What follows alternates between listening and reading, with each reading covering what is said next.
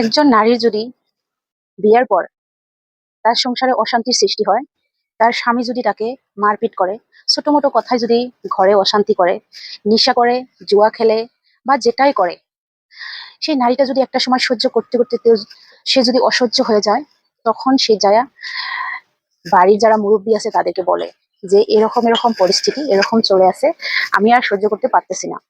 তখন সেই মুরব্বীরা সেই মহিলাকে বলে যে তুমি ভাত কাপড়ের মালিক, তুমি ভাত কাপড় পাইলে হলো, তোমার আর কি লাগে, তোমার স্বামীর সংসার করতে হবে।